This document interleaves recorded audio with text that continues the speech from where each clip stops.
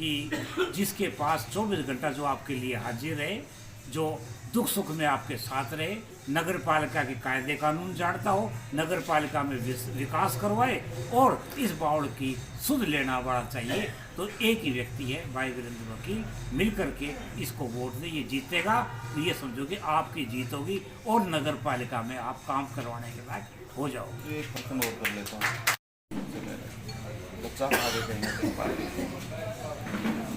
राज्यसभा का जो मामला है ये बहुत वरिष्ठतम नेताओं का मामला है और अभी तक जब तक सारी चीज़ों का ज्ञान ना हो उस विषय में कुछ कहना भी ठीक नहीं। आज हम बावड़ में बैठे हैं और बावड़ के चुनाव के लिए आए। बता रहा हूँ, अभी कैप्टन साहब ने अगर बात कर ले तो कैप्टन साहब ने कहा कुलदीप बिश्नोई तुरंत प्रभाव से बाहर करें, इस पर क्या रिएक्शन?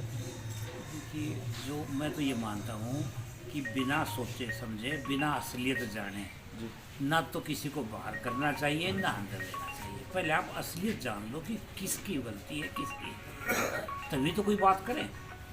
चलो अब विकास को लेकर मंत्री जी के विकास को लेकर पार्टी वोट मांग रही है। पहली बात तो ये जब आप गलियों में जाएंगे तो विकास देखने की बात करेंगे। आप मीना वाली गली में चले जाओ, देख लो, मेडिकल पार्क के पास देख लो, रेडी वाले बेचारे रोज गाड़ियाँ देते हैं, उनकी रोजी रोटी पे दिक्कत आ रही है। कभी इनको कहीं खड़ा कर देते हैं, कहीं खड़ा कर देते हैं। यूँ करता बस यहाँ से दिल्ली जाएगी, यहाँ से जयपुर जाएगी, चंडीगढ़ जाएगी, वहाँ जो है गाय खुली घूम रही है, वहाँ कुछ भी नहीं चला। ये अंदर से बस स्टैंड की बात हुई थी, यहाँ का कुछ करेंगे, वो भी कुछ नहीं हुआ। तो जब लोग जाएंगे, आज का ये हो चुका है कि बीजेपी के खिलाफ एकजुट हो चुके हैं। लोग कहते हैं कि महंगाई से तंग आ चुके हैं और आप हर तरह से सिलेंडर देखो, आप बिजली पानी देखो, आप डीजल देखो, हर चीज़। और आए दिन कल परसों गोली चल गई थी, यानी बावड़ कहाँ सुरक्षित रह गया? आम आदमी बावड़ का सुरक्षित नहीं है। थानों में जाकर के देखो, कोई सुनवाई नहीं होती, कितना भ्रष्टाचार चल रहा है। तो हर आदमी बीजेपी, हर आदमी ये कहता है कि हमने तो बीजेपी हरानी है, ये कह रहे हैं जिससे भी बात करते हैं। तो बीजेपी का अब जमानाधार नहीं है और ये इनका इंडिविजुअल व्यक्तिगत रूप से इनकी छवि बहुत अच्छी है और पार्टी का समर्थन भी है इनका। हमारी कांग्रेस पार्टी का समर्थन इसलिए है कि अच्छे व्यक्ति का साथ देना हमारा कर्म बनता है, धर्म बनता है। मुद्दा भी जो स्थानीय विधायक है वो भी शिरकत कर रहे हैं, तो कहीं कुछ प्रभाव पड़ता लगता है? जानते हो ये है लोकल इलेक्शन, ये कोई बहुत उच्च लेवल का नहीं है। मंत्री का प्रभाव किस चीज़ का? कैंडिडेट हैं, खड़े हुए चुनाव लड़ रहे हैं, कोई ऐसा मुद्दा नहीं, कोई SYL का मुद्दा नहीं छेड़ रहे और कोई मुद्दा नहीं छेड़ रहे, तो वो मंत्री लेवल का तो है ही नहीं है। मंत्री अगर बीच में आता है, आना भी नहीं चाहिए, तो भाई भाइयों का अपने आप कर लेंगे ये। अब इनके यहाँ, अब ये मेरे से कह रहे थे आप गलियों में कहीं ना जाओ, अपनी बैठ जाओ, हम अपना आप कर लेंगे। तो ये तो मेरे को ये कह रहे हैं। अब मंत्रियों को गली गली में घर घर जाना पड़े तो ये चुनाव कोई नगर पालिका का थोड़ी हो गया।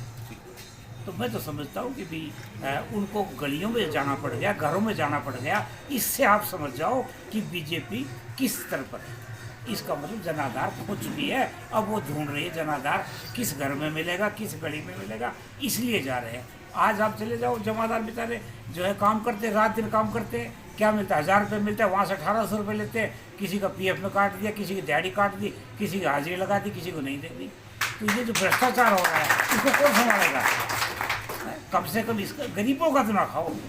इस नगर पालिका वालों के तो आज सच पूछो तो इन लोगों के पेट में घोड़ियाँ चल रहा है कि ये आगे बाबूजी आगे तो पता नहीं क्या करेंगे। लेकिन इनका ये कहना है कि मैंने तो विकास के काम करने हैं, मैंने तो आगे की बात, पीछे क्या किया क्या वो बाद की बात है, पहले आगे देखना है।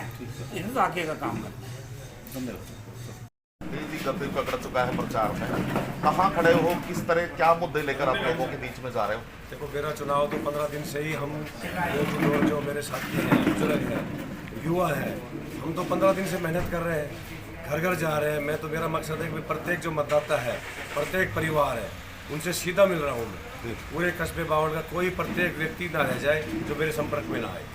कल मान ले मेरे से वो मिलते, कोई भी समस्या है तो सीधा मिले और सीधा ही उनका समाधान किया जाएगा। चुनाव का माहौल तो मैं तो 15 दिन से देख रहा हूँ, चुनाव एक तरफ है, किसी से मुकाबला है ही नहीं। सरकार तो बहुत पीछे जा चुकी है, बीजेपी का उम्मीदवार तो आज चौथे पांचवें नंबर पे जा चुका है, जी कोई गिनती नहीं है उसकी। तो मुकाबला जब कोई बराबर में उम्मीदवार है।